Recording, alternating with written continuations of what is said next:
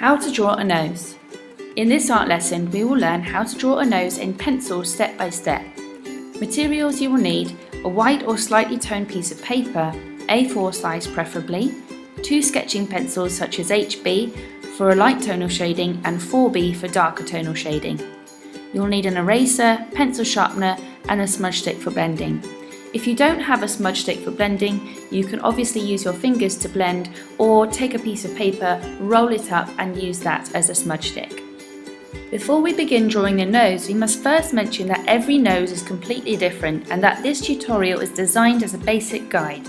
This will enable you to draw a nose looking straight on, so you'll be able to then apply it to a realistic looking portrait. To begin the drawing of the nose, you should first start by creating this type of shape, where the nostrils will be at the bottom of the nose. At this first stage, it looks like a bird flying into the distance. How big, small, flat or curved you decide to draw the wings will help you to determine the shape of your nose.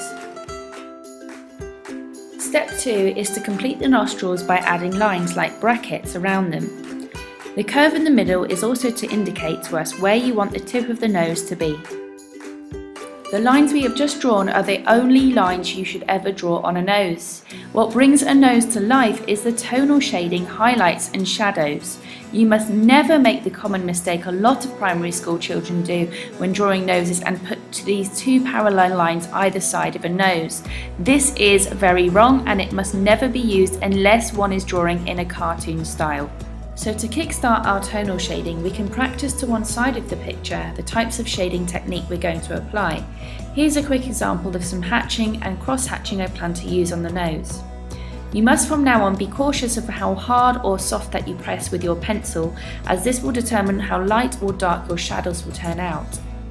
So here I'm just going in with a medium pressure with a little bit of hatching. On the right side of the nose we can see that there is less light, so that side will be darker. On the left side there is going to be more light, so the shading that I'm doing is slightly lighter.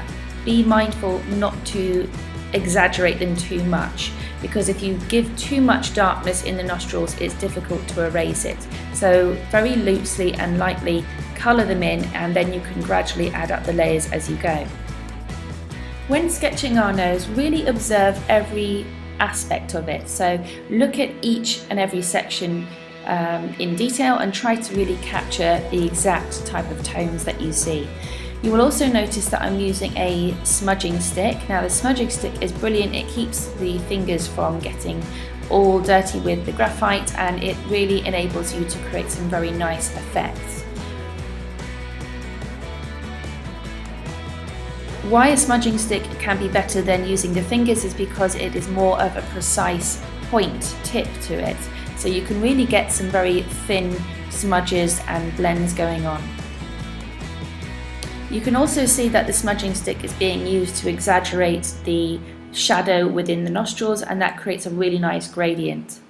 Here on the right side of the nose, now that I'm quite confident with the shape, I'm starting to press harder. So that's what I mean about building up the layers, is doing it slowly, gradually, until you get it right.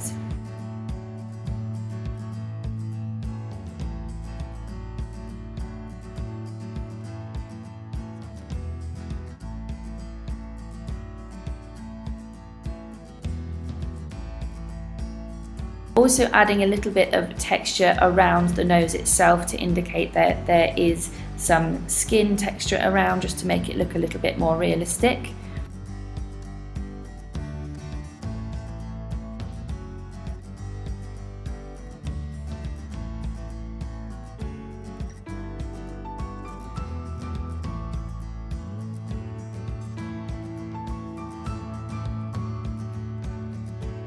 Now I'm going in with my eraser, and this is the magic part really that gives us that highlight. So the highest part of the nose, the bridge of the nose, is where we need that highlight to be.